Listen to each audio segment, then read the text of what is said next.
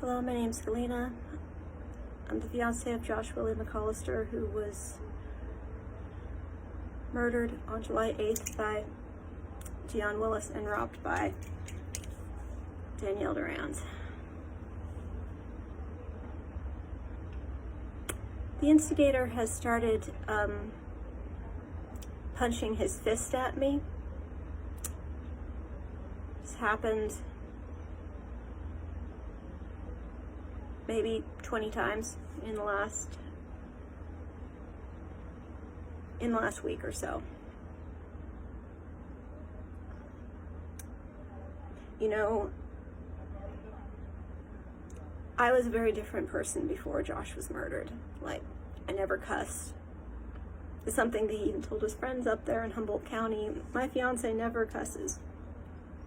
I cuss a lot since Josh died, though. It's like, he died and left me all his swear words to remember him by. When I see this person punching his fist at me, hard as he can, and he's a big guy, all I can think is, and pardon the language, is, bitch, you're doing this because my man is dead.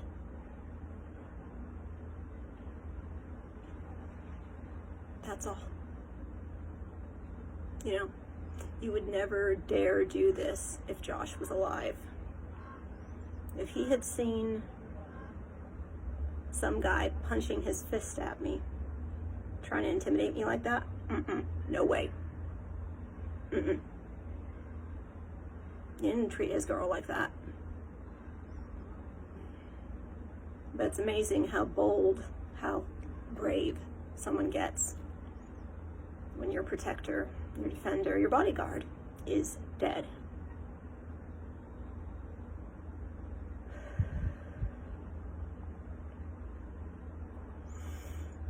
And all I can think is also, this is not the tactic that any of these stalkers should be using on me right now. Their best move after Josh was murdered would have been to be kind, or just leave me alone. Preferably, just leave me alone. But they still want those things. Those things I'm not willing to give them.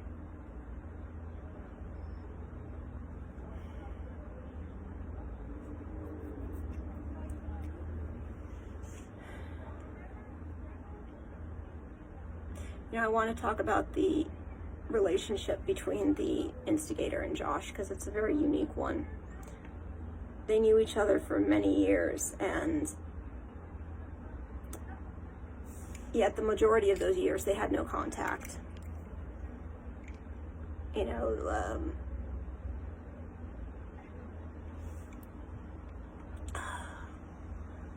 but Josh had a very tragic backstory. Like, his childhood, there was a very bad man in Josh's childhood who had grievously hurt him. I mean, horrifically abused this child. And he was covered in scars all over his body as a result of this person. And you know, a lot of the time when you have a background like that, you look for older people to like be mentors. And the instigator was older when he met Josh, and that really was kind of their relationship. They were best friends, but it was also like mentor and protege. Josh idolized him. He thought that he was just so smart, so great. He wanted to be just like the instigator. But he only saw him in a very, pardon this fly, in a very limited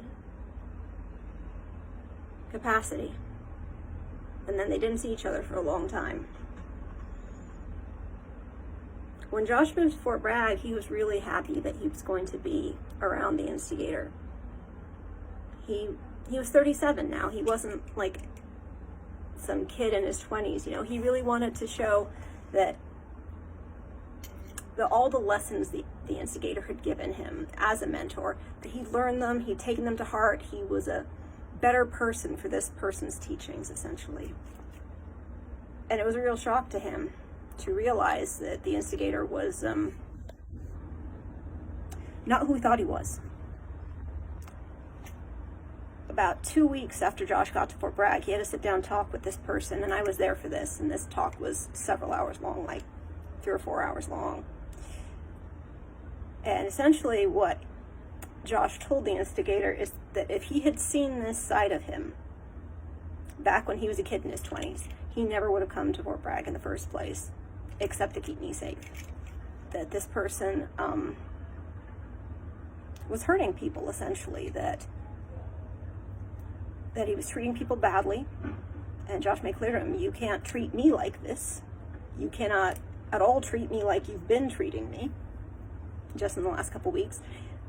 You can't treat her like you've been treating her, because Josh knew something was off between me and the instigator. Something was really grotesquely off. He just couldn't figure out what it was. He didn't understand that I had been blackmailed for many years into doing things regarding that I did not want to do these things. I was waiting for the day that the law enforcement would do their job and arrest my father. I wanted the victims of my father to be found.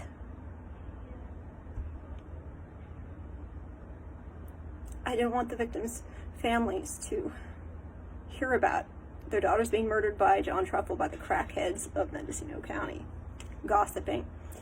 And the instigator had held me in place for years, blackmailing me about the information about my dad. Meanwhile, I went to law enforcement like 40 times begging them, please do something about this. And the more that they didn't do anything, the more I got blackmailed. And the more I got hurt by the instigator. And I just got to a point where I felt so trapped, I didn't think anybody was ever going to help me or stand up for me. This horrible situation was just going to go on and on and on. And even after I had a bodyguard, I was so beaten down at that point. I didn't think that anybody would actually help me.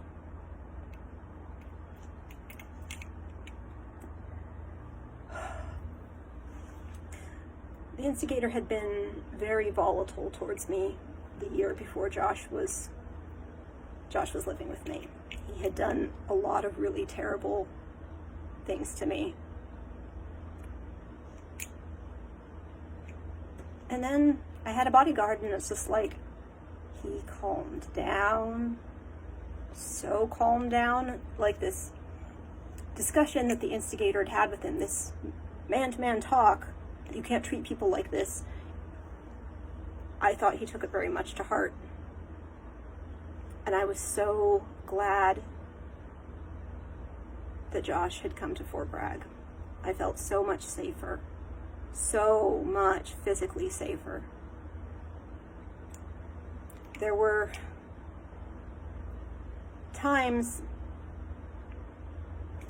as time progressed, there were incidents that the instigator couldn't completely hold himself in check. He started doing things that didn't leave bruises. And again, Josh knew something was off, but he couldn't have known what was going on unless I actually went to him and spelled it out. But even after I didn't spell it out, he knew that something was off, and there were quite a few instances where, maybe a dozen instances, where he just felt like he didn't like how the instigator talked to me. He didn't like how he treated me. And if he heard that this guy was yelling at me or something like that, he would not leave me. Even if I said, it's okay, you can go, he'd say, nope, I'm going to stick around. I'm going to I'm going to make sure that if he comes around you, that he has his temper in check. He protected me.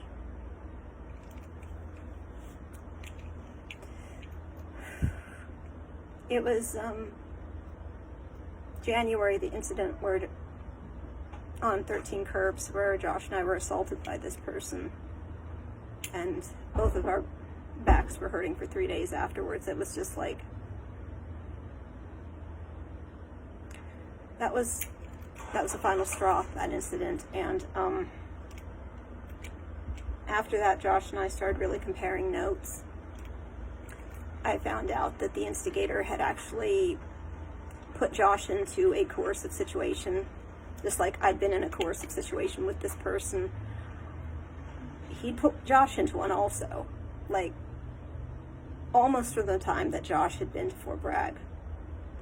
And I was really horrified to find out what he had been doing to Josh. And I knew that Josh was telling the truth, because there were little things that I knew that Josh didn't know I knew, and suddenly it all made sense. I'll do a whole video about that, what the instigator had been doing to Josh, and I'm not gonna talk about that now, but it was really deeply upsetting to find out that the instigator had been putting Josh into a coercive situation.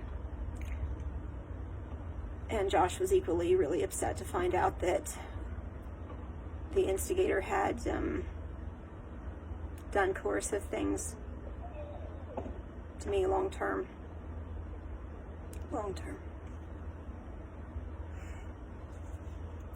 You know, it's funny when you love someone and they love you, and you find out that there's a third party that has been deliberately making sure that the two of you don't wind up together for a very long time. You know, I found out that this person had told Josh all these nasty things that I'd said about him or done towards Josh, which I hadn't said or done. Similarly, turned out that the instigator had been long-term lying to me about a lot of things that Josh hadn't said, Josh hadn't done.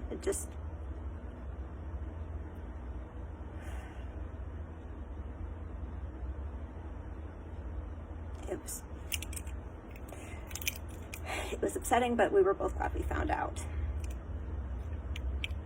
Josh had loved the instigator very much. He believed in him. He'd admired him. He'd had faith in him. And even after Josh had assaulted him, he really wanted the instigator to go on and have a good life. He really wanted to find some way that he could forgive him. And it just got to the point where he couldn't anymore. Before Josh died, there were three conclusions he'd come to about the instigator. And I knew all three of these were really difficult for him to come to psychologically. You know, it's hard when you love somebody to find out that they're a bad guy, essentially. But let's see, those three things. He came to the conclusion that the instigator belonged in prison for what he'd done to me. And he believed that this person actually belonged in prison for the rest of his life for what he'd done to me. And that there was no coming back from it. He would never stop. He would never stop hurting me. He would never stop hurting people.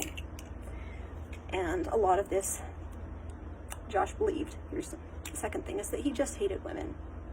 You know, that he just flat out hated women, because only someone who hated women could do what he'd done to me.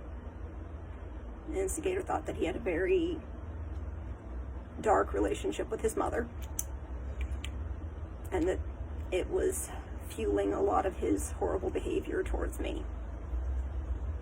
The last thing, and this shocked me, like really shocked me, but he said it to me and he said it to his mom, was that he thought the instigator was essentially the worst person he had ever met in his life. He was worse even from the person who had grotesquely abused Josh as a child and put all these horrible scars on him. He thought that the instigator was worse even than that person.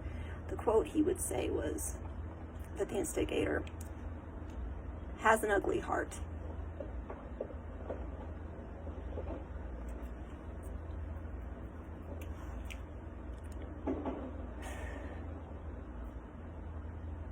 And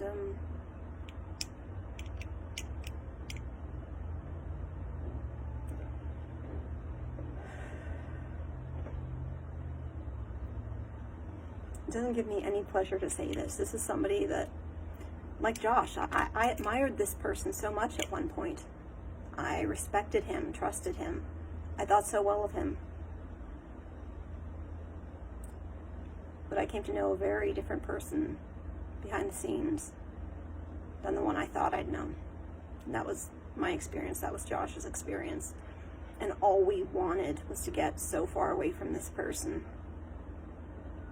And we knew there was always going to be some degree of contact with this person, but we wanted it to be monitored. That was the only way we could have contact with this person, as if there was a third party, someone watching to keep us safe.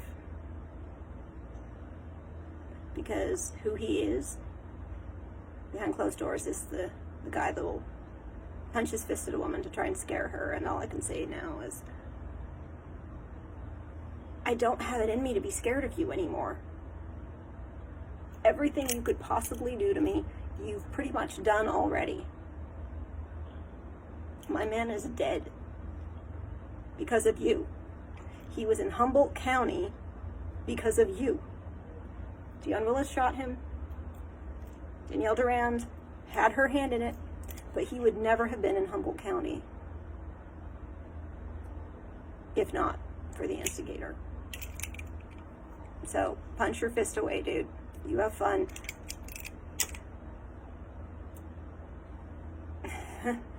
Can't respect you. I can't have a healthy fear of you. Not when I've seen real men don't act that way. Real men don't behave that way. They just don't.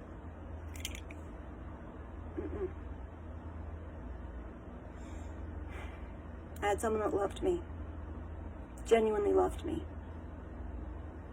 And alive or dead, he wouldn't want me to be afraid of you.